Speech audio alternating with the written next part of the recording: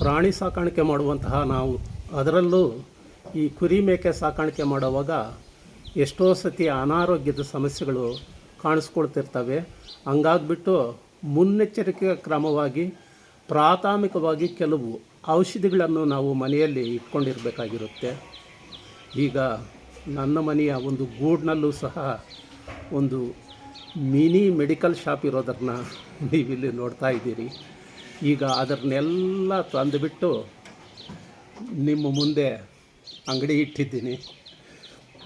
ಮಾರೋದಕ್ಕಲ್ಲ, ನಿಮಗೆ ಇವುಗಳನ್ನ ತೋರಿಸಿ ಯಾವ್ಯಾವ ಮುನ್ನೆಚ್ಚರಿಕೆಯಾಗಿ ಇಟ್ಕೋಬೇಕು, ಅವುಗಳನ್ನ ಹೇಗೆ ಬಳಸಬೇಕು ಅನ್ನೋದನ್ನು ನನ್ನ ಅನುಭವದ, ನನಗೆ ತಿಳಿದ ಮಟ್ಟಿಗಿನ ಮಾಹಿತಿಯನ್ನು ನಿಮ್ಮೊಂದಿಗೆ ಹಂಚಿಕೊಳ್ಳೋದಕ್ಕಾಗಿ. ಸಾಮಾನ್ಯವಾಗಿ ನನ್ನ ಬ್ರೀಡಿಂಗ್ ಮೇಕೆಗಳಿಗೆ ನಾನು ಯಾವುದೇ ರೀತಿ ಟ್ರೀಟ್ಮೆಂಟ್ ಕೊಡೋದಿಲ್ಲ, ವ್ಯಾಕ್ಸಿನ್ನು ಹಾಕ್ಸೋದಿಲ್ಲ, ಕನಿಷ್ಠ ಪಕ್ಷ ಡಿವರ್ಮಿಂಗ್ ಕೂಡ ಮಾಡೋದಿಲ್ಲ. ಅಷ್ಟೊಂದು ಆರೋಗ್ಯಪೂರ್ಣವಾಗಿರ್ತವೆ ಅವು. ಆದರೆ ಅವು ಹುಟ್ಟಿರೋ ಮರಿಗಳಿಗೆ ಆಗಾಗ ಈ ಆರೋಗ್ಯ ಸಮಸ್ಯೆ ಬರ್ತಾ ಇರುತ್ತೆ. ಬೇದಿ ಹೊಡ್ಕೊಬೋದು, ಸಪ್ಪೆ ಬೀಳೋದು, ಹಿಂಗೆಲ್ಲ ಆಗ್ತಾಯಿರುತ್ತೆ. ಜೊತೆಗೆ ನಮ್ಮದು ಫ್ಯಾಟ್ನಿಂಗ್ ಯೂನಿಟ್ ಬೇರೆ ಇರೋದ್ರಲ್ಲಿದ್ದ ಓತ್ ಮರಿಗಳು ತಂದಾಗ, ಬಹಳ ಮುಖ್ಯವಾಗಿ ಈ ಟಗರ್ ಮರಿಗಳು ತಂದಾಗ ಸುಮಾರು ಟೈಮು ಈ ಅನಾರೋಗ್ಯದ ಸಮಸ್ಯೆಗಳು ಬರ್ತಿರ್ತಾವಾಗಲಿಕ್ಕೆ ನಾವು ಇಮ್ಮಿಡಿಯೇಟ್ ಟ್ರೀಟ್ಮೆಂಟ್ ಮಾಡಬೇಕಾಗಿರೋದ್ರಲ್ಲಿದ್ದ ಅವುಗಳನ್ನೆಲ್ಲ ನಾನು ಇಟ್ಕೊಂಡಿರ್ತೀನಿ. ಆದರೆ ಈ ಬಗ್ಗೆ ನಾನು ಇನ್ನೂ ಯಾವತ್ತೂ ಈ ಮೆಡಿಸನ್ ಕೊಡೋದ್ರ ಬಗ್ಗೆ ಯಾವತ್ತೂ ಇನ್ನೂ ವಿಡಿಯೋ ಮಾಡಲಿಲ್ಲ ಅನಿಸುತ್ತೆ. ಇಲ್ಲ, ಮಾಡಲಿಲ್ಲ. ಇವಾಗೆ ಮಾಡಬೇಕು ಅಂತ ಯಾಕೆ ಮನಸ್ಸು ಬಂತು ಅಂತಂದರೆ, ಈ PPR MR ಯಾವಾಗಾದರೆ ನನ್ನ ಹಟ್ಟಿಗೆ ಸೋಕಿ ಸುಮಾರು ಡ್ಯಾಮೇಜ್ ಮಾಡ್ತಲ್ವ. ಹಿಂದಿನ ವಿಡಿಯೋದಲ್ಲಿ ಹೇಳಿದ್ದೀನಿ, ಒಂದು 3 ಪ್ರಾಣಿಗಳು ಸತ್ತವು. ಆಮೇಲೆ ಯಾವತ್ತೂ ಅನಾರೋಗ್ಯದಿಂದ ಇರದೇ ಇರುವಂತಹ ಈ ಮೇಕೆಗಳು ಕೂಡ ಟ್ರೀಟ್ಮೆಂಟ್ ಕೊಟ್ಟಿದ್ದ ಕಾರಣಕ್ಕಾಗಿ ಎಲ್ಲ ಕಂದಾಕ್ಕೊಂಡು ಬಿಟ್ವು ಅಂತಂದು. ಅದನ್ನು ನೀವು ನೋಡಿರ್ತೀರ. ಯಾರಾದರೂ ನೋಡದೇ ಇದ್ದರೆ ಅಲ್ಲಿಗೋಗಿ ನನ್ನ ಹಿಂದಿನ ವಿಡಿಯೋನ ನೋಡಬಹುದು. ಆ ವಿಡಿಯೋದಲ್ಲಿ ನನಗಾದ ನಷ್ಟದ ಬಗ್ಗೆ ಸುಮಾರು ಜನ ನಮ್ಮ ವೀವರ್ಸ್, ಸಹೃದಯ ವೀವರ್ಸು ಕಾಮೆಂಟ್ಗಳಲ್ಲಿ, ಆಮೇಲೆ ಡೈರೆಕ್ಟಾಗಿ ಫೋನ್ ಮಾಡಿ ನನಗೆ ಸಾಂತ್ವನ ಮತ್ತು ನನ್ನ ನೋವು ಹಂಚ್ಕೊಂಡಿರ್ತಾರೆ. ಅವ್ರಿಗೆಲ್ಲರಿಗೂ ನಾನು ಈ ಮೂಲಕ ಥ್ಯಾಂಕ್ಸ್ ಹೇಳ್ತೀನಿ. ಈ ವಿಡಿಯೋ ಸಂಪೂರ್ಣವಾಗಿ ಈ ಮೆಡಿಸನ್ನು ಬಗ್ಗೆ, ಅದನ್ನು ಕೊಡೋದ್ರ ಬಗ್ಗೆನೇ ನಾನು ಹೇಳ್ತಾ ಹೋಗ್ತೀನಿ. ನೀವು ಯಾರಾದರೂ ಸಬ್ಸ್ಕ್ರೈಬ್ ಮಾಡದೆ ನೋಡ್ತಾ ಇದ್ದರೆ ಖಂಡಿತ ಸಬ್ಸ್ಕ್ರೈಬ್ ಮಾಡಿಕೊಳ್ಳಿ. ಹಂಗೆ ವಿಡಿಯೋನ ಪೂರ್ತಿ ನೋಡಿದಾಗ ಪರವಾಗಿಲ್ಲ, ಇದು ಉಪಯೋಗಕಾರಿಯಾದಂತಹ ಮಾಹಿತಿ ಈ ವಿಡಿಯೋ ಅಂತಂದು ಅನಿಸಿದರೆ ಲೈಕ್ ಮಾಡಿ, ಶೇರ್ ಮಾಡಿ ಮತ್ತು ಹೈಪ್ ಮಾಡಿ ಅಂತ ಹೇಳ್ತಾ, ಓಕೆ. ನನ್ನ ಅನುಭವದ ಪ್ರಾಮಾಣಿಕ ಮಾಹಿತಿಗಾಗಿ ಸ್ವಾಗತ. ನಾವು ಮುನ್ನೆಚ್ಚರಿಕೆಯಿಂದ ಏನು ಮೆಡಿಸನ್ನು ಪರಿಕರಗಳು ಇಟ್ಕೋಬೇಕು ಅಂತಂದರೆ, ಅದರಲ್ಲಿ ಬಹಳ ಮುಖ್ಯವಾಗಿ ನೀವು ಈ ಜ್ವರ ನೋಡುವಂತಹ, ಈ ಟೆಂಪ್ರೇಚರ್ ನೋಡುವಂತಹ ಈ ಪರಿಕರನ ನೀವು ಅವಶ್ಯಕವಾಗಿ ಇಟ್ಕೋಬೇಕಾಗುತ್ತೆ. ಮೊದಲೆಲ್ಲ ಪಾದರಸ ತುಂಬಿದ ಈ ಗಾಜಿನ ಕಡ್ಡಿನ ಟೆಂಪ್ರೇಚರ್ ನೋಡೋದಕ್ಕೆ ಬಳಸ್ತಾಯಿದ್ರು. ಈಗ ಡಿಜಿಟಲ್ ಯುಗ ಅಲ್ವಾ, ಅದರಲ್ಲಿದ್ದ ಈ ಥರದ್ದು ಬಂದಿದೆ. ಇದು ಏನೋ ದೊಡ್ಡ ಕಾಸ್ಟ್ ಏನಲ್ಲ, 100-120 ರೂಪಾಯಿ ಬೀಳುತ್ತೆ. ಕಂಪ್ಲೀಟ್ ಪ್ರತಿಯೊಬ್ಬರೂ ಇದನ್ನು ಇಟ್ಕೊಳ್ಳೇಬೇಕು. ನಾವು ಕುರಿ ಮೇಕೆ ಸಾಕಾಣಿಕೆ ಮಾಡೋರು ಇದರ ಆಪ್ರೇಟ್ ಮಾಡೋದು ಏನು ಅಂತಂದರೆ, ಇಲ್ಲಿ ನೋಡಿ, ನಿಮಗೆ ಕಾಣಿಸುತ್ತಲ್ಲ, ಇಲ್ಲೊಂದು ಸ್ವಿಚ್ ಇದೆ. ಹಿಂಗಂದರೆ ಕ್ವಿಕ್ ಅನ್ನುತ್ತೆ, ಆನ್ ಆಗುತ್ತೆ, ಲೋ ಅಂತ ತೋರಿಸುತ್ತೆ. ನೀವು ಇದನ್ನು ತಗೊಂಡೋಗಿ ಇಲ್ಲೊಂದು ಟಿಪ್ ಇದೆ ನೋಡಿ, ಈ ಕೊನೆ ಸೆನ್ಸರ್. ಇದು ಟೆಂಪರೇಚರ್ಗೆ ಸ್ಪಂದಿಸುವಂಥ, ನೋಡಿ ಕೀ ಅಂತ ಇದೆ, ಟೆಂಪರೇಚರ್ಗೆ ಸ್ಪಂದಿಸುವಂತಹ ಇದು ಸೆನ್ಸರ್. ಇದನ್ನು ನಾವು ಪ್ರಾಣಿ ಗುದದ್ವಾರದೊಳಕ್ಕೆ ಇಷ್ಟು ಮಾತ್ರ ತೋರೋ ಥರ ಇಟ್ಬಿಟ್ಟಾಗ ಕೆಲವು ಸೆಕೆಂಡ್ಗಳಲ್ಲಿ ಅದು ಪ್ಲೇ ಆಗೋಕ್ಕೆ ಶುರುವಾಗುತ್ತೆ. 80 ಇದ್ದು 90, 100, 101, 102 ಈ ಥರ ಟೆಂಪ್ರೇಚರ್ಸ್ ತೋರಿಸುತ್ತೆ. 101, 102 ಆ ತನಕ ನಾರ್ಮಲ್, ಅದಕ್ಕೇನು ಜ್ವರ ಇಲ್ಲ ಅಂತಂದು. ಅದರ ಮೇಲೆ 103, 104, 105, ಕೆಲವು ಸತಿ 106 ಈ ಥರ ಏನಾದರೂ ತೋರಿಸಿದರೆ ಪ್ರಾಣಿಗೆ ಚೆನ್ನಾಗಿ ಜ್ವರ ಬಂದಿದೆ ಅಂತಂದು ಲೆಕ್ಕ. ಪ್ರಾಣಿ ಒಂದು ಮೇಯ್ದಂಗೆ ಸಪ್ಪೆ ಬಿದ್ದಾಗ ಅದಕ್ಕೆ ಜ್ವರ ಇದೆಯಾ ಅಥವಾ ಅಜೀರ್ಣ ಇದೆಯಾ ಇನ್ನೇನಾದರೂ ಸಮಸ್ಯೆ ಇದೆಯಾ ನಮಗೆ ಗೊತ್ತಾಗಬೇಕಾದ್ರೆ ಮೊದಲು ಜ್ವರ ಗೊತ್ತಾಗಬೇಕು. ಅದಕ್ಕೆ ಟ್ರೀಟ್ಮೆಂಟ್ ಕೊಡಬೇಕಾದ್ರೆ ಎಷ್ಟು ಟೆಂಪರೇಚರ್ ಇದೆ ಅಂತಂದು ನಾವು ತಿಳ್ಕೊಳ್ಳೇಬೇಕಾಗುತ್ತೆ. ಯಾವಾಗಾದರೆ 103 ಅದಕ್ಕೆ ಮೇಲೆ ಏನಾದರೂ ಜ್ವರ ಇದೆ ಅಂತಂದು ನಮಗೆ ಗೊತ್ತಾಗುತ್ತೋ ಆವಾಗ ನಾವು ಅದಕ್ಕೆ ಇಂಜೆಕ್ಷನ್ ನಾನು ಏನು ಮಾಡ್ತೀನಿ ಅಂತಂದು ನಿಮಗೆ ಹೇಳ್ತೀನಿ. ಎಷ್ಟೋ ಸತಿ ಈ ಕುರಿಗಳು ಈ ಥರ ಮೇವು ಮೇಯ್ದಂಗೆ ನಿಂತ್ಕೊಳ್ತಿದ್ದಂಗೆ ತಕ್ಷಣ ಇದು OTC ಅಂತ ಆಕ್ಸಿಟೆಟ್ರಾಸೈಕ್ಲಿನ್ ಅಂತಂದು ನಿಮಗಿಲ್ಲಿ ತೋರಿಸ್ತಾ ಇದ್ದೀವಿ ನೋಡಿ. ಇದನ್ನ ಪ್ರಾಣಿಗೆ ಸೈಜ್ಗೆ ತಕ್ಕಂತೆ 2 ರಿಂದ 4, 5 ml ನಾವು ಇಂಜೆಕ್ಷನ್ ಮಾಡಬೇಕಾಗುತ್ತೆ. ಈ ಇಂಜೆಕ್ಷನ್ ಮಾಡಿದಾಗ ಪ್ರಾಣಿ ಸ್ವಲ್ಪ ಒದ್ದಾಡುತ್ತೆ, ಈ ಮೇಕೆಗಳಿಗೇನಾದರೆ ಅರಚಿಕೊಳ್ಳುತ್ತೆ. ಒಂದು ನಿಮಿಷ ಮಾತ್ರ, ಯಾಕೆಂದರೆ ಉರಿ ಆಗೋದರಲ್ಲಿದ್ದ ಇದು ಹಾಕಿ ಇದ್ರ ಜೊತೆಗೆ ಅಜಿಥ್ರೋಮೈಸಿನ್ ಅಂತ ಈ ಓರಲ್ ಸಸ್ಪೆಕ್ಷನನ್ನು ಇದನ್ನ ಒಂದು 4 ml ಹಾಕಬೇಕು. ಹಂಗೆ ಹಾಕಿಬಿಟ್ರೆ ಜ್ವರ ಕಡಿಮೆ ಆಗಿಬಿಡುತ್ತೆ. ಮಾರನೇ ದಿವಸ ಕೂಡ ಈ ಅಜಿಥ್ರೋಮೈಸಿನ್ ಅಂತಂದು ಏನಾದರೂ ಜ್ವರ ಜಾಸ್ತಿ ಇದ್ದರೆ ಒಂದು 2 ಟೈಮ್ ಹಾಕಬೇಕು. ಈ ಇಂಜೆಕ್ಷನ್ ಒಂದು ಸತಿ ಕೊಟ್ಟಿದ್ದು ಅಲ್ಲ ಅಂದು. ಅಲ್ಲಿಗೂ ಏನಾದರೂ ಜ್ವರ ಕಡಿಮೆ ಆಗಲಿಲ್ಲ ಅಂದರೆ ನೀವು ಪೆನ್ಸಿಲಿನ್ ಇಂಜೆಕ್ಷನ್ ಮಾಡಿ. ಪೌಡ್ರು ಆಮೇಲೆ ಡಿಸ್ಟಿಲ್ಡ್ ವಾಟ್ರ್ ಬರುತ್ತೆ, ಅವುಗಳನ್ನೆಲ್ಲ ಮಿಕ್ಸ್ ಮಾಡಿಕೊಂಡು ನೀವು ಏನು ಮಾಡಬೇಕು, ಪೆನ್ಸಿಲಿನ್ ಇಂಜೆಕ್ಷನ್ ಮಾಡಬೇಕು. ಅಲ್ಲಿಗೆ ಸಾಮಾನ್ಯವಾಗಿ ಕಡಿಮೆ ಆಗುತ್ತೆ. ಇನ್ನು ಈ ಇಂಜೆಕ್ಷನ್ನು ಪ್ರಾಣಿಗೆ ಎಲ್ಲಿ ಕೊಡಬೇಕು ಅನ್ನೋದು ಬಹಳ ಮುಖ್ಯ ಆಗುತ್ತೆ. ನಾವು ಇಂಜೆಕ್ಷನ್ ಕೊಡುವಾಗ ಈ ಮುಂದಿನ ಚಪ್ಪೆ ಅಂದರೆ ಈ ಮುಂಭಾಗದ ಕಾಲಿರುತ್ತಲ್ಲ, ಇಲ್ಲಿ ಕೊರಳತ್ರ ಇಲ್ಲಿಂದ ಈ ಕೆನ್ನೆ ತನಕ ಒಂದು ಗೇಣು ಉದ್ದ ಏನಿರುತ್ತೆ ಕುತ್ತಿಗೆ ಕೆಳಭಾಗ ಅಲ್ಲ, ಕುತ್ತಿಗೆ ಮೇಲ್ಭಾಗಕ್ಕೆ ನಾವು ಇಂಜೆಕ್ಷನ್ನು ಮಾಡಬೇಕಾಗುತ್ತೆ. ಆ ಇಂಜೆಕ್ಷನ್ನ ಇಷ್ಟು ಹೆಚ್ಚು ಕಮ್ಮಿ ಒಂದು 3 ರೀತಿ ಮಾಡ್ತಾರೆ ನನಗೆ ತಿಳಿದ ಮಟ್ಟಿಗೆ. ಒಂದು ಈ ಚರ್ಮದ ಒಳಕ್ಕೆ ಆದರೆ ಖಂಡದ ಮಧ್ಯೆ ಈಗ ಮಾಡ್ತಾರೆ. ಇನ್ನೂ ಒಂದು ಟೈಪು ಖಂಡಕ್ಕೆ ಮಾಡ್ತಾರೆ. ಇನ್ನೂ ಒಂದು ಟೈಪು ಡೈರೆಕ್ಟಾಗಿ ನರಕ್ಕೆ ಮಾಡ್ತಾರೆ. ಮೊದಲನೇ ಟೈಪು ಈ ಚರ್ಮ ಮತ್ತು ಖಂಡದ ಮಧ್ಯೆ ಸಾಮಾನ್ಯವಾಗಿ ದೀರ್ಘ ಸ್ವಲ್ಪ ಸಮಯದ ನಂತರ ಕೆಲಸ ಮಾಡುವಂತಹ ಈ ವ್ಯಾಕ್ಸಿನ್ನಾಗಲಿ ಆಮೇಲೆ ಈ ಪಿಡ್ದ ಉಣ್ಣೆ ಅಂತಂದು ನೀವೇನು ಹೇಳ್ತೀವಿ, ಏನುಗಳು ಜಿಗಟೆಗಳು ಇವು ಹೋಗೋದಕ್ಕೆ ಐವರ್ಮೆಟಿನ್ ಅಂತಂದು ಒಂದು ಇಂಜೆಕ್ಷನ್ ಬರುತ್ತೆ. ಅದನ್ನಾಗಲಿ ಈ ಚರ್ಮ ಮತ್ತು ಖಂಡದ ಒಳಕ್ಕೆ ಈ ಚರ್ಮ ಹಿಂಗೆ ಕಿತ್ತು ಇಂಜೆಕ್ಷನು ಮಾಡ್ತೀವಿ. ಇನ್ನು ಆಮೇಲೆ ಪ್ರಾಣಿ ಸುಸ್ತಾಗಿದ್ದಾಗ ಅಂದರೆ ಏನಾದರೂ ಕಾಯಿಲೆ ಅನಾರೋಗ್ಯ ಸಮಸ್ಯೆ ಬಂದಾಗ ನಾವು ಅದು ಈ ಇಂಜೆಕ್ಷನನ್ನು ಖಂಡಕ್ಕೆ ಮಾಡ್ತೀವಿ. ಯಾವುದು ಪೇಯ್ನ್ ಕಿಲ್ಲರ್ ಆಗ್ಬೋದು, ಆ್ಯಂಟಿಬಯೋಟಿಕ್ ಆಗ್ಬೋದು, ಇಂಥ ಔಷಧಿಗಳನ್ನ ನಾವು ಖಂಡಕ್ಕೆ ಮಾಡ್ತೀವಿ. ಈ ಪ್ರಾಣಿ ಅನಾರೋಗ್ಯದಿಂದ ಬಳಲ್ತಾ ವಿಪರೀತ ಸುಸ್ತಾಗಿದೆ ಅನ್ನೋವಾಗ ಆಗ ಡೈರೆಕ್ಟಾಗಿ ಈ ಕುತ್ತಿಗೆ ಭಾಗದಲ್ಲೇ ಒಂದು ನರ ಹಿಡ್ಕೊಂಡು ಆ ನರದೊಳಕ್ಕೆ ಇಂಜೆಕ್ಷನ್ ಔಷಧಿನ ಚುಚ್ಚುತ್ತೀವಿ. ಏಕೆ ಅಂತಂದರೆ ಪ್ರಾಣಿ ತುಂಬ ಬಳಲಿರೋದ್ರಲ್ಲಿದ್ದ ಡೈರೆಕ್ಟಾಗಿ ನರಕ್ಕೆ ಕೊಟ್ಟಾಗ ಇಡೀ ದೇಹನೆಲ್ಲ ಬೇಗ ವ್ಯಾಪಿಸಿಬಿಟ್ಟು ಆ ಪ್ರಾಣಿ ಬೇಗ ಚೇತರಿಸ್ಕೊಳ್ಳುತ್ತೆ ಅನ್ನೋ ಕಾರಣಕ್ಕಾಗಿ ಈ ಥರ 3 ಥರ ಇಂಜೆಕ್ಷನ್ ಮಾಡ್ತೀವಿ. ಮೊದಲು ನಾನು ಈ ಇಂಜೆಕ್ಷನ್ನ ಹಿಂಭಾಗದ ತೊಡೆಗೆ ಮಾಡ್ತಾಯಿದ್ದೆ, ಈಗ ಮಾಡ್ತಾಯಿಲ್ಲ. ನೀವು ಕೂಡ ಮಾಡಬೇಡಿ. ಏಕೆ ಅಂತಂದರೆ ಈ ತೊಡೆಯಲ್ಲಿ ಲೆಗಮೆಂಟ್ಸ್ ಅಂತಂದು ಈ ಖಂಡನ ಮೂಳೆಗೆ ಜೋಡಿಸಿರುವಂತಹ ನಾರಿನಂತಹ ಒಂದು ಬಿಳಿ ಎಳೆಗಳಿರ್ತವೆ. ನಾವು ಇಂಜೆಕ್ಷನ್ ಮಾಡಿದಾಗ ಅದಕ್ಕೇನಾದರೂ ತಗಲ್ತು ಅಂತಂದು ಅಂದ್ಕೊಂಡು ಬಿಡಿ, ಪ್ರಾಣಿ ಕುಂಟಕ್ಕೆ ಬಿದ್ದೋಗುತ್ತೆ.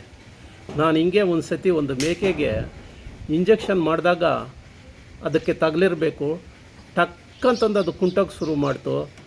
ಆಮೇಲೆ ಬರ್ತಾ ಬರ್ತಾ ಬರ್ತಾ ಏನಾಯಿತು ಅಂತಂದರೆ ಆ ಕಾಲ್ನಾಗಿ ಪೂರ ಸಿಂಕಾಗಿಬಿಟ್ಟು ಮೇಲೆ ಮಡ್ಚ್ಕೊಂಡು ಬಿಡ್ತು. ಕೊನೆಗೆ ಅದು ಬ್ರೀಡಿಂಗ್ಗೆ ಕೆಲಸಕ್ಕೆ ಬರಲೇ ಇಲ್ಲ. ಈ ಥರ ಪ್ರಮಾದ ಆಗೋ ಚಾನ್ಸ್ ಇರುತ್ತೆ. ಅದರಲ್ಲಿದ್ದ ನೀವು ಸಹ ಈ ತೊಡೆಗೆ ಮಾಡೋಕ್ಕೆ ಹೋಗಬೇಡಿ. ನಾನು ಏನು ಹೇಳಿದೆ ಹಾಗೆ ಈ ಕುತ್ತಿಗೆ ಮೇಲ್ಭಾಗದಲ್ಲಿ ಇಂಜೆಕ್ಷನ್ ಮಾಡಿ. ಓಕೆ, ಇನ್ನು ಇಂಜೆಕ್ಷನ್ ಮಾಡಿದ್ದೆಲ್ಲ ಹೇಳ್ದಂಗೆ ಆಯಿತು ಅನಿಸುತ್ತೆ. ಆಮೇಲೆ ಮಾತ್ರೆಗಳು, ಸಾಮಾನ್ಯವಾಗಿ ಯಾವುದೇ ಒಂದು ಮೆಡಿಸಿನ್ನು ವೆಟರ್ನರಿ ಪ್ರಾಣಿ ಪಕ್ಷಿಗಳಿಗಂತಂದೇ ಸಪ್ರೇಟ್ ಬರುತ್ತೆ, ಮನುಷ್ಯರಿಗಂತಂದೇ ಸಪ್ರೇಟ್ ಬರುತ್ತೆ. ಅದರ ಮೇಲೆ ಲೇಬಲ್ ಇರುತ್ತೆ.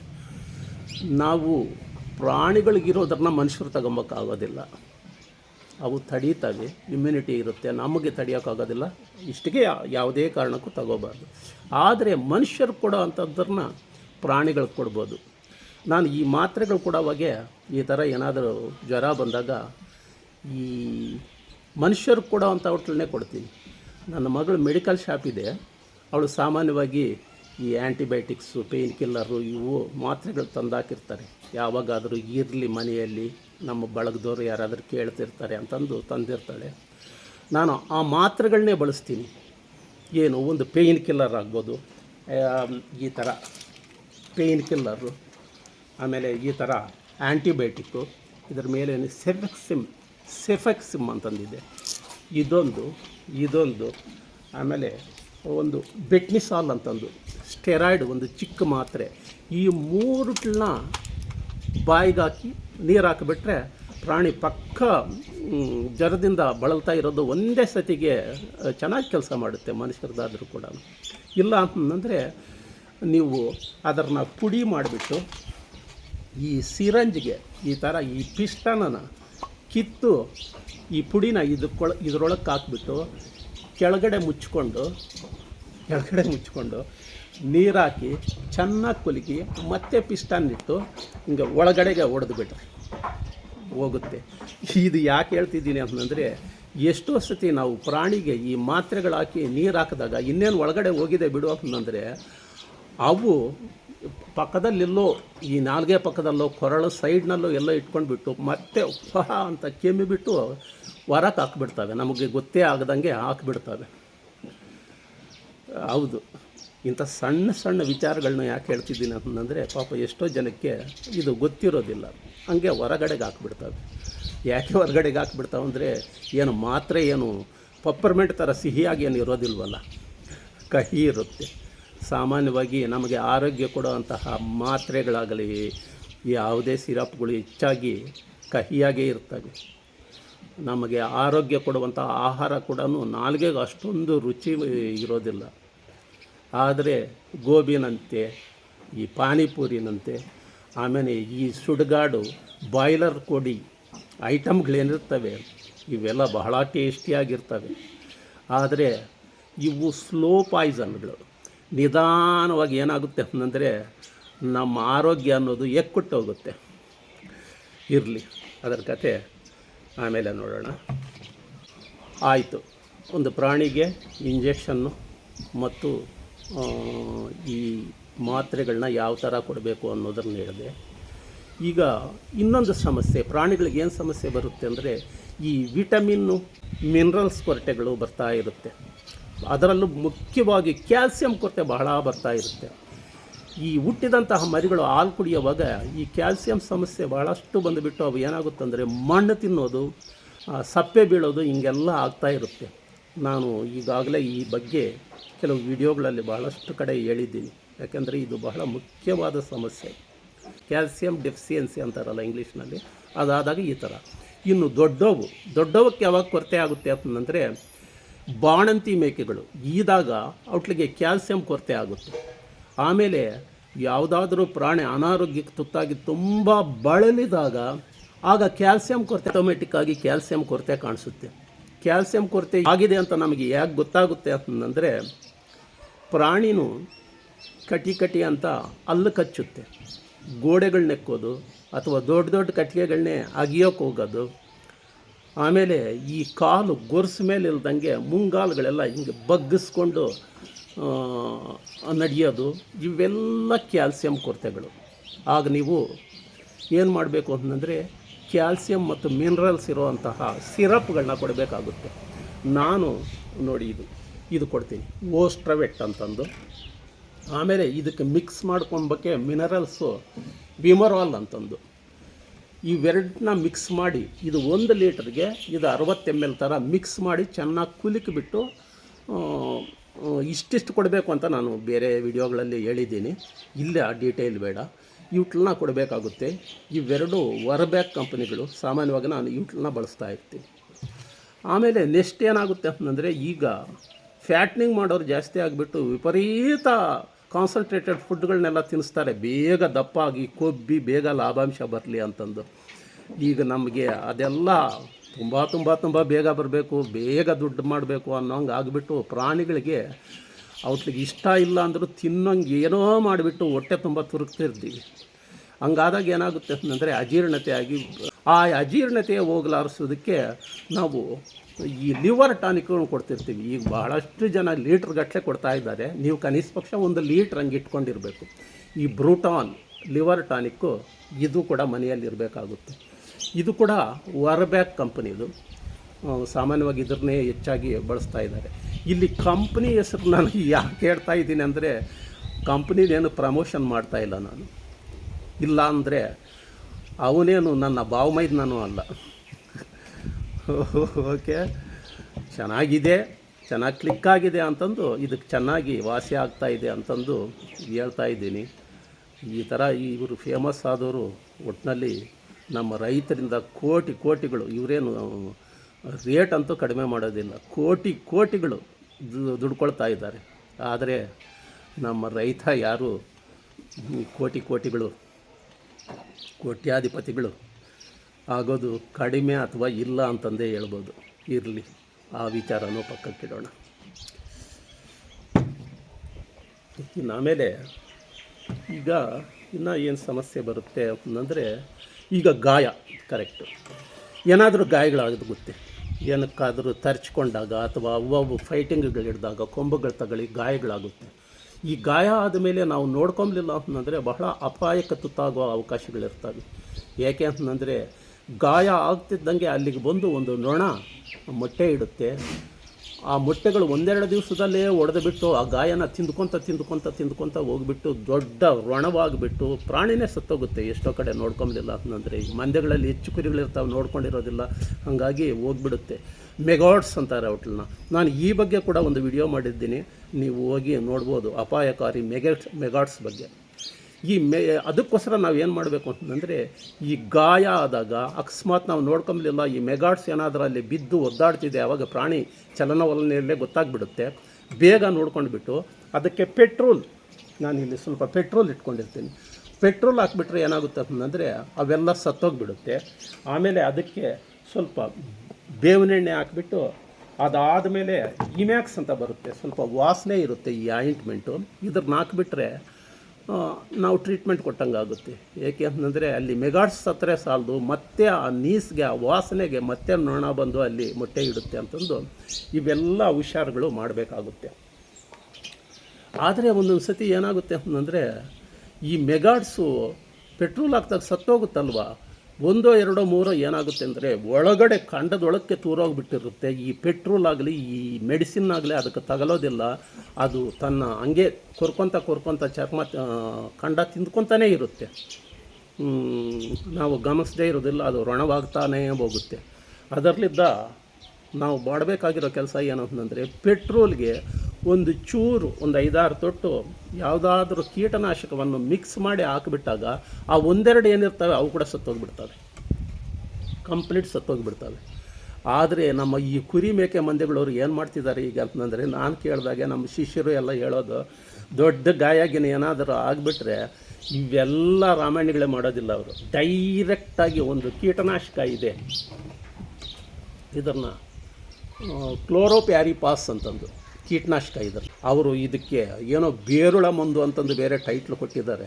ಇದನ್ನು ತಗೊಂಡೋಗಿಬಿಟ್ಟು ಆ ರೊಣ ಆಗಿರುತ್ತಲ್ಲ ಅದಕ್ಕೆ ಒಯ್ದು ಬಿಡ್ತಾರೆ. ಅದು ಸ್ವಲ್ಪ ಗುದ್ರ ಬಿದ್ದಿದ್ರು ಕೂಡ ಮನಗಿಸ್ಬಿಟ್ಟು ಒಯ್ದು ಬಿಡ್ತಾರೆ.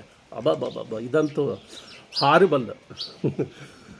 ಏನು ಒಂದಿಷ್ಟು ಗಾಯ, ಯಾವಾಗಲೂ ಒಂದು ಸತಿ ಚಿರತೆ ಕಟ್ಟಿದರೆ ಇಷ್ಟು ಗುದ್ರ ಬಿದ್ದು ಅದೆಲ್ಲ ಹುಳ ಬಿದ್ದಿದ್ರು ಕೂಡ ನಮ್ಮ ಶಿಷ್ಯ ಹೇಳ್ತಿದ್ದ, ಇದು ಬಿಟ್ಟೆ ಒಂದೇ ಸತಿಗೆ ವಾಸಿ ಆಯಿತು ಅಂತಂದು.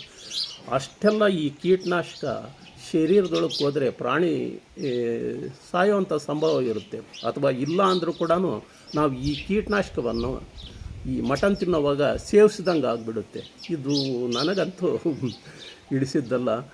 ಆದರೆ ಇದರಿಂದ ಏನೂ ಆಗ್ತಾಯಿಲ್ಲ ಅಂದಮೇಲೆ ಈ ಹಾರ್ಡ್ ಕೋರ್ ಟ್ರೀಟ್ಮೆಂಟ್ ಏನಿದೆ, ಈ ಹಾರ್ಡ್ ಕೋರ್ ಟ್ರೀಟ್ಮೆಂಟು ನಿಸ್ಸಂದೇಶವಾಗಿ ಇದು ಹಾರ್ಡ್ ಕೋರ್ ಟ್ರೀಟ್ಮೆಂಟು. ಈಗ ಕುರಿಗಳವರೆಲ್ಲ ಅದೇ ಥರ ಮಾಡ್ತಾಯಿದ್ದಾರೆ. ನಾನಂತೂ ಇದನ್ನು ಸಪೋರ್ಟ್ ಮಾಡೋದಿಲ್ಲ, ಈ ಹಾರ್ಡ್ ಕೋರ್ ಟ್ರೀಟ್ಮೆಂಟ್ನ. ನಾನು ಮೊದಲು ಏನು ಹೇಳಿದ್ನೋ ಆ ಥರ ಮಾಡಿಬಿಟ್ಟು ಸ್ವಲ್ಪ ನಿಗಾ ವಹಿಸಿ, ಯಾವುದೇ ಟ್ರೀಟ್ಮೆಂಟ್ ಆಗಲಿ ಅತಿರೇಕಕ್ಕೆ ಹೋಗಬಾರ್ದು. ಅದು ಇನ್ಯಾವುದೋ ಅಪಾಯಕ್ಕೆ ಅವಕಾಶ ಮಾಡಿಕೊಡೋ ಅಂಥ ಸಂಭವ ಇರುತ್ತೆ. ಅದರಲ್ಲಿದ್ದ ಈ ಥರ ಮಾಡೋಕ್ಕೆ ಹೋಗಬೇಡಿ. ಇನ್ನು ಈ ಕ್ಲೋರೋಪ್ಯಾರಿಪಾಸ್ನ ನಾವು ಕ್ರಿಮಿನಾಶಕವಾಗಿ ಸಹ ಬಳಸ್ಬೋದು. ಇದ್ದಿದ್ದರಲ್ಲಿ ಇದೇ ಒಳ್ಳೆಯದು ಅನಿಸುತ್ತೆ.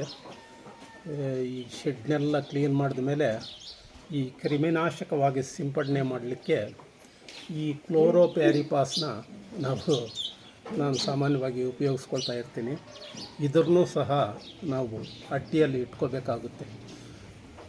ಆದರೆ ಒಂದು ಹುಷಾರು ಏನು ಅಂತಂದರೆ, ಈ ಔಷಧಿಗಳನ್ನ ಮತ್ತು ಈ ಕ್ರಿಮಿನಾಶಕಗಳನ್ನ ಒಂದೇ ಕಡೆ ಇಡಬಾರ್ದು. ಎಷ್ಟೋ ಸತಿ ಈ ಮೊಸರು ಥರ ಇರುವಂತಹ ಕ್ರಿಮಿನಾಶಕನೂ ಇರುತ್ತೆ, ಆಮೇಲೆ ಔಷಧಿನೂ ಇರುತ್ತೆ. ನಾವು ಏನಾದರೂ ಬೈ ಮಿಸ್ಟೇಕ್ ಅಂತೀವಲ್ಲ, ಆ ಥರ ಏನಾದರೂ ಕ್ರಿಮಿನಾಶಕನ ಔಷಧಿ ಅಂತ ಉಪಯೋಗಿಸ್ಬಿಟ್ರೆ ದೊಡ್ಡ ಪ್ರಮಾದ ಆಗೋ ಸಂದರ್ಭ ಇರುತ್ತೆ.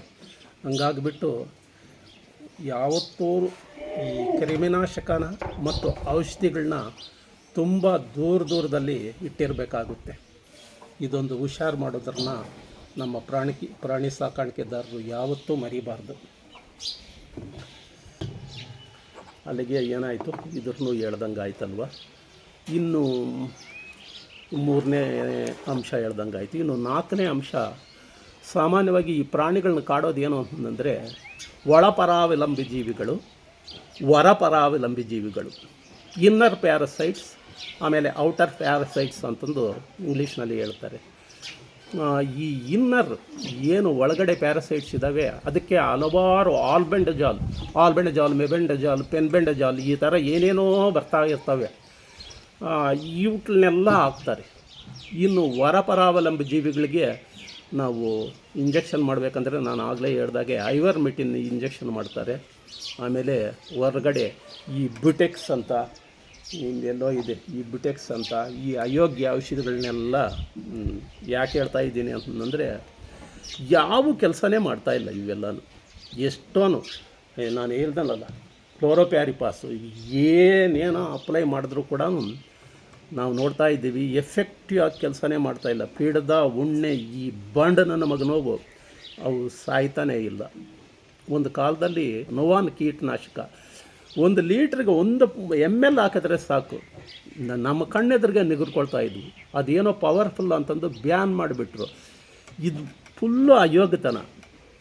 ಪವರ್ಫುಲ್ ಆದರೆ ಸ್ವಲ್ಪ ಕಡಿಮೆ ಮಾಡಬೇಕಾಗಲಿ, ಇಷ್ಟೆಲ್ಲ ಮೆಡಿಸಿನ್ ಬಂದು ಕೂಡ ನಾವು ಏನು ಕೆಲಸ ಮಾಡಲಿಲ್ಲ ಅಂದರೆ ದುಡ್ಡು ವೇಸ್ಟು, ಭಾಳ ವೇಸ್ಟು. ಈ ಬಗ್ಗೆ ನನಗೆ ತುಂಬ ಕೋಪನೂ ಇದೆ. ಯಾವಾಗಲಾದರೂ ಒಂದು ಸೆಮಿನಾರ್ ಏನಾದರೂ ನನಗೆ ಸಿಕ್ಕಿಬಿಟ್ರೆ ಅಲ್ಲಿಗೆ ಹೋಗಿ ಅದಕ್ಕೆ ಸಂಬಂಧಪಟ್ಟ ಅಧಿಕಾರಿಗಳ ಬಗ್ಗೆ ಬಾರಿಸ್ಕೋಬೇಕು ಅಂತ ಕೂಡ ಅನ್ನಿಸ್ತಾ ಇದೆ ನನಗೆ. ರೈತರಿಗೆ ಅನುಕೂಲ ಮಾಡದೇ ಇರುವಂತಹ ವಿಜ್ಞಾನ ಏನಕ್ಕೆ ಬೇಕು? ಅವರು ಕ್ಲೀನಾಗಿಟ್ರಪ್ಪ, ಅದು ಮಾಡಿರಿ ಇದು ಮಾಡಿರ್ತಾರೆ. ಎಷ್ಟೇ ಕ್ಲೀನಾಗಿಟ್ಟರು ಕೂಡ ಸಂತೆಗಳಲ್ಲಿ ತಂದಾಗ ಈಗ ಬದಲಾವಣೆ ಮಾಡಿದಾಗ ಈ ಬಂಡನನ್ನು ಮಗನವು ರಕ್ತ ಬೀಜಾಸುರ ಅಂತಾರೆ ನೋಡಿ, ಒಂದಿದ್ದರೆ 1,000 ಕೋಟಿಗಳು ಹೋಗ್ಬಿಡ್ತವೆ. ಹಿಂಗೆಲ್ಲ ಇರೋವಾಗೆ ಅದಕ್ಕೊಂದು ಔಷಧಿ ಅಂತ ಬೇಕು. ಅಂಥ ಔಷಧಿನೇ ಇಲ್ಲ ಅಂತಂದರೆ ಏನಾಗುತ್ತೆ, ಏನೇನೋ ಔಷಧಿಗಳೆಲ್ಲ ಮಿಕ್ಸ್ ಮಾಡಿ ಹೊಡೆದಾಗಲೂ ಏನಾಗ್ತಿದೆ ಅಂತಂದರೆ ಪ್ರಾಣಿಗೂ ಅಥವಾ ಮನುಷ್ಯರಿಗೂ ತೊಂದರೆ ಆಗ್ತಾಯಿದೆ. ಆಗಲಿ ಈ ಬಂಡನನ್ನು ಮಗ ನಾವು ಸಾಯ್ತಾ ಇಲ್ಲ. ನೋವಾನಿದ್ದಾಗ 1 ಪಾಯಿಂಟ್ ಹಾಕಿಬಿಟ್ರೆ ಸಾಕು, ಸತ್ತೋಗಿಬಿಡ್ತಿದ್ವು. ಈ ಬಗ್ಗೆ ನನಗೆ ನಿಜವಾಗ್ಲೂ ನೋವಿದೆ. ಅಂಥದ್ದು ಏನೂ ಆಗ್ತಾಯಿಲ್ವ ಅಂತ. ಏನೋ ಈಗ ಅರ್ಬಿಸೈಡ್, ಈ ಬೇವಿನ ಸೊಪ್ಪು ಅದು ಇದೇನೋ ಕಷಾಯ ಮಾಡಿದ್ರೆ ಹೋಗುತ್ತೆ ಅಂತಾರೆ. ನೋಡೋಣ, ನಾನು ಅದನ್ನು ಟ್ರೈ ಮಾಡ್ತೀನಿ. ಅದೇನಾದರೂ ಸಕ್ಸಸ್ ಆದರೆ ನಿಮಗೆ ಹೇಳ್ತೀನಿ. ಹೊರಗಡೆ ಕಾಣಿಸೋವೇ ಹಿಂಗೆ ಸಾಯ್ತಿಲ್ಲ ಅಂತಂದರೆ ಇನ್ನು ಒಳಗಡೆ ಒಳಪರಾವಲಂಬಿ ಜೀವಿಗಳಿಗೆ ಇವು ಏನೇನಿದ್ದಾವೆ ಮೇಬೆಂಡೆ ಜಾಲು, ಹೆಣ್ಬೆಂಡೆ ಜಾಲು, ಪ್ರೆಬೆಂಡೆ ಜಾಲು, ಆ ಜಾಲು ಈ ಜಾಲು ಇವೆಲ್ಲ ಎಷ್ಟು ಮಾತ್ರ ಕೆಲಸ ಮಾಡ್ತಾವೋ ಏನೋ ಗೊತ್ತಿಲ್ಲ. ಅದಕ್ಕಂತಂದೇ ಈ ಡಾಕ್ಟ್ರುಗಳು ಕೂಡ ಹೇಳ್ತಾರೆ, ಪದೇ ಪದೇ ನೀವು 3 ತಿಂಗಳಿಗೊಂದ್ಸತಿ ಬ್ರಾಂಡ್ ಚೇಂಜ್ ಮಾಡಿ ಹಾಕ್ರಪ್ಪ ಅಂತಂದು. ಇನ್ನು ನಮ್ಮ ಹುಡುಗರು ಹೇಳ್ತಾರೆ ಮಂದ್ಯಗಳವರು, ಜೈಕ್ಲೋಸ್ ಅನ್ನೋದು ಏನೋ ಚೆನ್ನಾಗಿ ಕೆಲಸ ಮಾಡುತ್ತೆ, ಸ್ವಲ್ಪ ಲಿಮಿಟಾಗಿ ಹಾಕಬೇಕು, ಇದೆಲ್ಲ ಹೇಳ್ತಾರೆ. ಒಟ್ಟಿನಲ್ಲಿ ಈ ಒಳ ಮತ್ತು ಹೊರ ಪರಾವಲಂಬಿಗಳ ಕತೆ ಈಗಾಯಿತು. ಔಟ್ಲೂ ನಾವು ಸ್ಟಾಕ್ ಇಡೋ ಬದಲು ಯಾವಾಗ ಬೇಕೋ ಅವು ತಂದ್ಕೋಬೋದು. ಔಟ್ಲಿಗೇನು ಎಕ್ಸ್ಪೈರಿ ಡೇಟ್ ಅಷ್ಟೊಂದು ಇರೋದಿಲ್ಲ, ಇಟ್ಕೋಬೇಕಾಗುತ್ತೆ. ಓಕೆ, ಇದಾಯಿತು. ಇನ್ನು 4ನೇ ವಿಚಾರನೂ ಹೇಳ್ದಂಗೆ ಆಯಿತು. ಆಮೇಲೆ 5ನೇದಾಗಿ ಈ ಏನು ನಾನು PPR ಈ ವ್ಯಾಕ್ಸಿನ್ಗಳ ಬಗ್ಗೆ ನಾನು ಹೇಳಬೇಕಾಗುತ್ತೆ. ಅದು ಹೇಗೆ ಕೊಡೋದು ಏನು ಅಂತಂದು ಈಗೆಲ್ಲ ನಾನು ಅನುಭವಿಸಿದ್ದೀನಿ, ಆಗ್ಲಿಕ್ಕಾದ್ರೂ ಹೇಳಬೇಕು. ಇಲ್ಲ, ತುಂಬ ಹೊತ್ತಿನಿಂದ ಮಾತಾಡ್ತಾ ಇದ್ದೀನಿ, ಹೆಚ್ಚಾಯ್ತೇನೋ ಈಗ ಈ ವಿಡಿಯೋ ಅವಧಿ. ವಿಡಿಯೋ ಅವಧಿ ಹೆಚ್ಚಾದರೂ ಕೂಡ ನಮ್ಮ ಎಷ್ಟೋ ಜನ ವ್ಯೂವರ್ಸ್ ಏನಪ್ಪ ಸುತ್ತಡಿತಾನೆ ಅಂತಂದು ಅನ್ನೋ ಅಂಥ ಚಾನ್ಸ್ ಇದೆ ನನ್ನ ಹತ್ರ ನೋಡಿದ್ದೀನಿ. ಅದ್ರ ಬಗ್ಗೆ ಯಾವಾಗಲಾದರೂ ಇನ್ನೊಂದು ಸಪರೇಟ್ ವಿಡಿಯೋ ಮಾಡೋಣ. ಆದರೆ ಮೊನ್ನೆ ನಾನು ಅನುಭವಿಸಿದ್ದಿದೆ ನೋಡಿ, ಆಗ ತುಂಬ ಏನಾಗ್ತಿದೆ ಅಂತಂದರೆ 2 ಟೈಮ್ 3 ಟೈಮ್ ಮೆಡಿಸನ್ ಕೊಡಲೇಬೇಕಾಗುತ್ತೆ.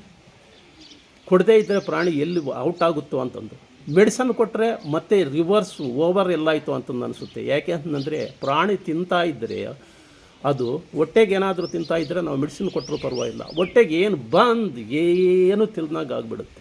ಪ್ರಾಣಿ ಹಿಂಗಾದಾಗ ಒಂದು ಕಡೆ ಬೇದಿ ಹೊಡ್ಕೊಳ್ತಿರುತ್ತೆ, ಇನ್ನೊಂದು ಕಡೆ ತಿನ್ನೋದಿಲ್ಲ. ಇಂಥ ಟೈಮ್ನಲ್ಲಿ ಮೆಡಿಸನ್ ಮಾಡೋದು ಅನಿವಾರ್ಯ, ಮಾಡಿದ್ರೆ ಉಲ್ಟಾ ಹೊಡೆಯುತ್ತೆ, ಈ ಭಯ ಇರುತ್ತೆ. ಅಂಥ ಸಮಯದಲ್ಲಿ ನಾನು ಏನು ಮಾಡಬೇಕು ಅಂತ ಬಾಳೆಹಣ್ಣು ತಿನ್ನಿಸೋದು ಹಿಂಗೇನೋ ಮಾಡಿದ್ರೆ ಅದು ಕೂಡ ತಿಂತಾಯಿಲ್ಲ, ಅವು ಬಲವಂತ ಮಾಡಿದ್ರು ತಿಂತಾಯಿಲ್ಲ. ಇನ್ನೇನಾದರೂ ಕೋಲ್ಡ್ ಡ್ರಿಂಕ್ಸ್ ಕುಡಿಸೋಣ, ಇಲ್ಲೇನಾದರೂ ಬೇರೆ ಏನಾದರೂ ಡ್ರಿಂಕ್ಸ್ ಕುಡಿಸೋಣ ಅಂತಂದ್ರೆ ಕೂಡ ಅದು ಕೂಡ ಅಷ್ಟೊಂದು ವಾಕರಿಸ್ಕೊಳ್ತವೆ. ಅದಕ್ಕೆ ನಾನು ಏನು ಮಾಡಿದೆ ಅಂತಂದರೆ, ಹೆಂಗೋ ಕಂದಾಕ್ಕೊಂಡು ವಿಪರೀತ ಹಾಲಿದ್ದವು. ನೀವು ದೃಶ್ಯದಲ್ಲಿ ಬೇಕಾದರೆ ನೋಡಿ, ನನ್ನ ಮೇಕೆಗಳಿಗೆ ವಿಚಿತ್ರ ಒಂದೊಂದು ಕೇಚಲಲ್ಲಿ 3 ಲೀಟ್ರ್ ಹಾಲು ಇಟ್ಕೊಂಡಿದ್ದಾವೆ ಪಾಪ ಮರಿಗಳಿಂದ. ಹಿಂಡಾಕೋಕ್ಕೂ ಆಗೋದು, ಬಿಡೋಕ್ಕೂ ಆಗೋದು, ಹಿಂಡಾಕ್ದಾಗೆಲ್ಲ ಬರುತ್ತೆ ಅಂತ ಹಂಗೆ ಇದೆ. ಔಟ್ಲನ್ನ ಹಿಂಡ್ಕೊಂಡು ಬಿಟ್ಟು ಹೋಗಿ ಕುಡಿಸಿದೆ, ಚೆನ್ನಾಗೆ ಕುಡಿತಿದ್ವು. ಈ ಹಾಲು ಮಾತ್ರ ಕುಡಿತಾ ಇದ್ದವು, ಅದು ಚೆನ್ನಾಗಿಲ್ದಂಗೆ ಆಗಿರೋದು. ಹೆಂಗೋ ಕುಡಿತಿದ್ದಾವಲ್ಲ ಅಂತ ಸಮಾಧಾನ. ಆದರೆ ಆ ಹಾಲು ಕುಡಿದಿದ್ದಕ್ಕೆ ಏನು ಇನ್ನೂ ವಿಚಿತ್ರ ಭೇದಿ ಆಗೋಗ್ಬಿಟ್ಟು, ಇನ್ನೂ ಕಡಿಕೆ ಆದಂಗೆ ಆಗೋಗ್ಬಿಟ್ಟು, ಅದರಲ್ಲಿದ್ದ ಹಾಲು ಬಿಟ್ಬಿಟ್ಟು ಈ ರಾಗಿ ಗಂಜಿ ಕುಡಿಸೋಣ ಅಂತಂದು ಟ್ರೈ ಮಾಡಿದೆ. ರಾಗಿ ಗಂಜಿ ಚೆನ್ನಾಗಿ ಕಾಯಿಸಿಬಿಟ್ಟು ಅದಕ್ಕೊಂದು ಉಪ್ಪಾಕಿ ಸ್ವಲ್ಪ ತಣ್ಣಗೆ ಮಾಡಿ ಚೆನ್ನಾಗಿ ಕಾಯಿಸಿದ ಮೇಲೆ ಇಟ್ಟರೆ ನಿಜವಾಗ್ಲೂ ಭಾಳ ಚೆನ್ನಾಗಿ ಕುಡಿತಾ ಇದ್ದಾರೆ.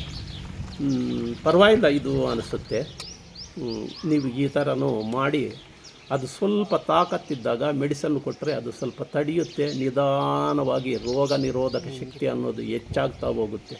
ಯಾಕೆಂದರೆ ನಾವು ಮೊದಲೇ ವ್ಯಾಕ್ಸಿನ್ ಮಾಡಿಸ್ಲಿಲ್ಲ ಅಲ್ಲ, ಅದಕ್ಕೆ ನಾನು ಹೇಳ್ತಾ ಇರೋದು.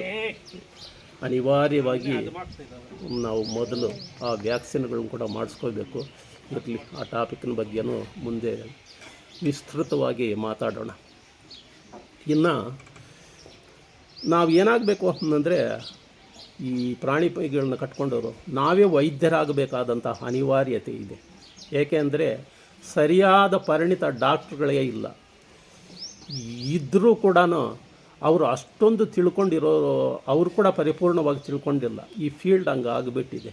ಅವ್ರಿಗೆ ತುತ್ತಾಗ ಏನಕ್ಕೆ ತುತ್ತಾಯಿತು ಅನ್ನೋದನ್ನ ಡಯಾಗ್ನೋಸ್ಟಿಕ್ ಮಾಡೋವಂಥದ್ದು, ಅಂದರೆ ಒಂದು ಲ್ಯಾಬ್ ಅಂತಂದು ಏನಿದೆ, ತಾಲ್ಲೂಕ್ಗೊಂದು ಲ್ಯಾಬು, ಆ ಲ್ಯಾಬ್ಗಳು ಕೂಡ ಇಲ್ಲ. ಹಿಂಗಾಗ್ಬಿಟ್ಟು ನಾವೇ ಡಾಕ್ಟ್ರುಗಳಾಗಬೇಕಾದಂತಹ ಪರಿಸ್ಥಿತಿ ಬಂದುಬಿಟ್ಟಿದೆ. ಸ್ವಲ್ಪ ಎಲ್ಲಾದರೂ ಟ್ರೈನಿಂಗ್ ತಗೊಂಡ್ರೆ ಉತ್ತಮ ಅಂತಂದು ನಾನೇ ಒಂದು ಸತಿ ನೋಡೋಣ ಅಂತಂದು ಸರ್ಕಾರಿ ಟ್ರೈನಿಂಗಿಗೆ ಏನೋ ಒಂದು ಪ್ರೋಗ್ರಾಮ್ ಅಂತಂದು ಹಾಕಿದರೆ ನಾನು ಅದರಲ್ಲಿ ಎಂಟ್ರು ಕೂಡ ಆಗಿದ್ದೀನಿ. ಅವರು ಅಲ್ಲಿ ನರ್ಸರಿ ಮಕ್ಕಳಿಗೆ ಆಟ ಊಟ ಹೇಳ್ಕೊಡ್ತಾರೆ ನೋಡು, ಆ ಥರ ಹೇಳ್ಕೊಡ್ತಾರೆ.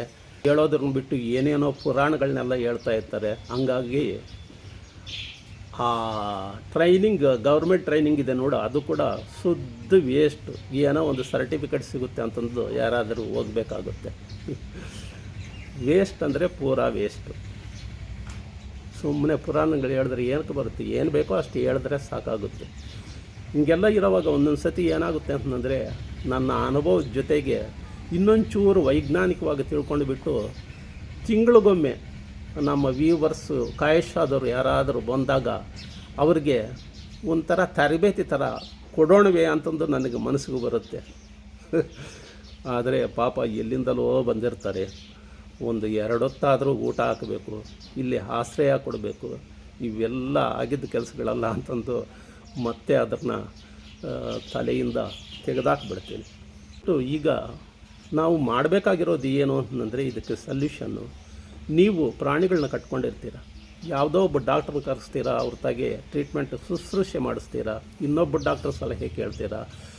ಯಾವುದಕ್ಕಾದರೆ ಚೆನ್ನಾಗಿ ವಾಸಿ ಆಯಿತು, ಈಗ ಬೇದಿ ಅದಕ್ಕೆ ಯಾವುದು ಚೆನ್ನಾಗಿ ವಾಸಿ ಆಯಿತು, ಅನಾರೋಗ್ಯ ಜ್ವರಕ್ಕೆ ಯಾವುದು ಚೆನ್ನಾಗಿ ಹಿಡೀತು, ಅದಕ್ಕೆ ಆ ಪ್ರಾಣಿಗೆ ಓಕೆ ಆಗಿಬಿಡ್ತು, ತೇರ್ಕೊಳ್ತು, ಔಟ್ಲನ್ನೆಲ್ಲ ನೀವು ಒಂದು ಬುಕ್ನಲ್ಲಿ ಬರೆದಿಟ್ಕೊಳ್ತಾ ಹೋಗಿ. ಅಂದರೆ ನಾನು ಹೇಳೋದು ನೀವೇ ವೈದ್ಯರಾಗೋಕ್ಕೆ ಏನು ಮಾಡಬೇಕು ಅನ್ನೋದನ್ನು, ಎಲ್ಲ ಸಮಸ್ಯೆಗಳು ನೀವು ಪ್ರಾಣಿಗಳನ್ನ ಕಟ್ಕೊಂಡ ಮೇಲೆ ಪದೇ ಪುನರಾವರ್ತನೆ ಆಗ್ತಾ ಇರುತ್ತೆ. ಅದಕ್ಕೆ ಟ್ರೀಟ್ಮೆಂಟ್ ಕೊಡ್ತಾ ಇರ್ತೀರ. ಆ ಟ್ರೀಟ್ಮೆಂಟ್ಗೆ ಯಾವುದು ಚೆನ್ನಾಗಿ ಕೆಲಸ ಮಾಡ್ತು ಅನ್ನೋದನ್ನು ನೀವು ಬರ್ಕೊಳ್ತಾ ಹೋಗಿ. ಹಿಂಗೆ ಮಾಡ್ತಾ ನಿಮಗೆ ಪರಿಣಿತಿ ಬರುತ್ತೆ. ಪರಿಣಿತಿ ನಾನು ಮಾಡೋದು ಕೂಡ ಹಂಗೆ. ನನಗೊಂದು ಪುಸ್ತಕದಲ್ಲಿ ಆವಾಗಲೇ ಗುರ್ತಾಕೊಳ್ತಾ ಇರ್ತೀನಿ. ಹಾಗೆ ಯಾವಾಗಾದರೆ ನಮಗೆ ಈ ಥರ ಗುರ್ತಾಕೊತ ಹೋಗ್ತೀವೋ, ನೆಕ್ಸ್ಟ್ ಸಮಸ್ಯೆ ಬಂದಾಗ ನಾವು ಅದನ್ನು ಓಪನ್ ಮಾಡಿಬಿಟ್ಟು ಹೆಡ್ಲೈನ್ಸ್ ಅಂತಂದು ಹಾಕ್ಕೊಂಡ್ಬಿಡಿ, ಓಪನ್ ಮಾಡಿಬಿಟ್ಟು ಇದಕ್ಕೆ ಟ್ರೀಟ್ಮೆಂಟು ಅಂತಂದು ಆಗ ನಾವೇ ಆ ಇಂಜೆಕ್ಷನ್ ಕೊಡೋದು, ಮಾತ್ರೆ ಹಾಕೋದು, ಸಿರಪ್ ಮಾಡೋದು, ಇವುಗಳನ್ನೆಲ್ಲ ನಾನು ಏನು ಹೇಳಿದ್ನೋ ಈ ಥರ ಇಟ್ಕೊಂಡ್ಬಿಟ್ಟು, ಕೆಲವು ಅನಿವಾರ್ಯವಾಗಿ ಎಕ್ಸ್ಪೈರಿ ಡೇಟ್ ಬೇಗ ಆಗದೇ ಇರೋವಂಥವು ಇಟ್ಕೊಂಡ್ಬಿಟ್ಟು ನೀವು ತಕ್ಷಣ ಕೊಟ್ಟಾಗ ಡಾಕ್ಟ್ರ್ ಕಾಯೋ ತನಕ ಇರಬಾರ್ದು. ನಾನು ಹೇಳೋದು ಸೆಲ್ಫ್ ಮೆಡಿಕೇಷನ್ನು ಕೆಟ್ಟದ್ದು ಅಂತಾರೆ. ಆದರೆ ಪ್ರಾಣಿ ವಿಚಾರದಲ್ಲಿ ನಾವು ಅನಿವಾರ್ಯವಾಗಿ ಸೆಲ್ಫ್ ಮೆಡಿಕೇಷನ್ ಅಂದರೆ ಸ್ವಯಂ ವೈದ್ಯ ಮಾಡಬೇಕಾಗುತ್ತೆ. ಹಂಗೆ ಮಾಡಬೇಕು ಅಂತಂದರೆ ನಾನು ಏನು ಹೇಳಿದೆ ಆ ಥರ ನೀವು ಮೂವ್ ಆಗಿಬಿಡಿ. ಎಲ್ಲಟ್ಲ ಒಂದು ಪುಸ್ತಕದಲ್ಲಿ ಗುರ್ತಾಕೊಳ್ಳಿ, ಮರ್ತೋಗೋ ಚಾನ್ಸ್ ಇರುತ್ತಲ್ವ, ಅದರಲ್ಲಿದ್ದ ಪುಸ್ತಕದಲ್ಲಿ ಗುರ್ತಾಕೊಳ್ಳಿ. ನಿಮಗೇನಾದರೂ ಸಮಸ್ಯೆ ಬಂದಾಗ ಆ ಸಮಸ್ಯೆಯ ಒಂದು ಹೆಡ್ಲೈನ್ ಅಂತಂದು ಇಟ್ಕೊಂಡಿರ್ರಿ. ಅದು ತೆಗೆದಾಗ ಯಾವುದಕ್ಕೆ ವಾಸಿ ಆಯಿತೋ ಅದನ್ನು ಮಾಡಿ. ಅದಕ್ಕೂ ಆಗಲಿಲ್ಲ ಅಂದರೆ ಇನ್ನೊಬ್ಬ ಡಾಕ್ಟ್ರನ್ನ ಯಾರನ್ನೋ ಫೋನ್ ಮಾಡಿ ಕೇಳೋದು, ಹಿಂಗೆಲ್ಲ ಮಾಡಿದಾಗ ಇದು ಮಾಡಿ ಅಂದಾಗ ಅದನ್ನು ಮಾಡಿದಾಗ ವಾಸಿ ಆದಾಗ ಅದನ್ನು ಮತ್ತೆ ಅದೇ ಜಾಗದಲ್ಲಿ ಗುರ್ತಾಕೊಂತ ಹೋಗಿ ನೀವೇ ಒಂದು ಪರಿಣಿತ ಡಾಕ್ಟ್ರ್ ಆಗಿಬಿಡ್ತೀರ. ಅವ್ರನ್ನ ಕಾಯೋ ತನಕ ಇದ್ದು ಬೇಗ ಬರೋದು ಇಲ್ಲ. ಅಷ್ಟರಲ್ಲಿ ಈ ಪ್ರಾಣಿನೇ ಸತ್ತೋಗ್ಬಿಟ್ರೆ ಏನು ಬಂದಂಗಾಯಿತು. ಹೀಗಾಗಿ ಅನಿವಾರ್ಯವಾಗಿ ನಾವು ಸ್ವಯಂ ವೈದ್ಯ ಮಾಡಲೇಬೇಕಾಗುತ್ತೆ. ಅದೇನೋ ಹೇಳ್ತಾರಲ್ಲ, ಹೊಸ ವೈದ್ಯನಿಗಿಂತ ಹಳೆ ಕಾಂಪೌಂಡ್ರ್ ಮೇಲೂ ಅಂತಂದು, ಆ ಥರ ನಾವು ಕೂಡ ಮಾಡ್ತಾ ಅದರಲ್ಲಿ ಪರಿಣಿತಿ ಬಂದೇ ಬರುತ್ತೆ. ಓಕೆ, ತುಂಬ ಹೊತ್ತಿನಿಂದ ತುಂಬ ಲಾಂಗ್ ವಿಡಿಯೋ ಆಯಿತು ಅಂತಂದು ಅನಿಸುತ್ತೆ. ಆದರೂ ಕೂಡ ಇದು ನಿಮಗೆ ಉಪಯುಕ್ತವಾಗಿದೆ ಅಂತಂದು ಏನಾದರೂ ಅನಿಸಿದರೆ, ನಾನು ಆಗಲೇ ಹೇಳ್ದಾಗೆ ಈ ವಿಡಿಯೋ ವೈರಲ್ ಆಗಬೇಕಂದ್ರೆ ಏನು ಮಾಡಬೇಕು, 4 ಜನಕ್ಕೆ ಮುಟ್ಟಬೇಕಂದ್ರೆ ಏನು ಮಾಡಬೇಕು, ಲೈಕು ಪೈಕು ಇವನ್ನೆಲ್ಲ ಮಾಡ್ತಾ ಹೋಗಿ ಅಂತ ಹೇಳ್ತಾ, ಓಕೆ, ಮುಂದಿನ ವಿಡಿಯೋದಲ್ಲಿ ಭೇಟಿಯಾಗೋಣ. ನಮಸ್ಕಾರ.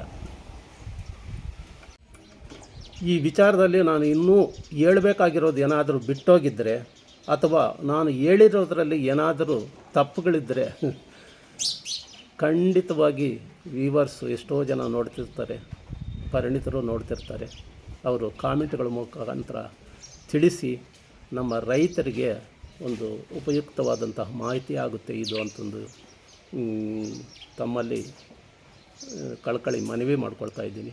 ಓಕೆ.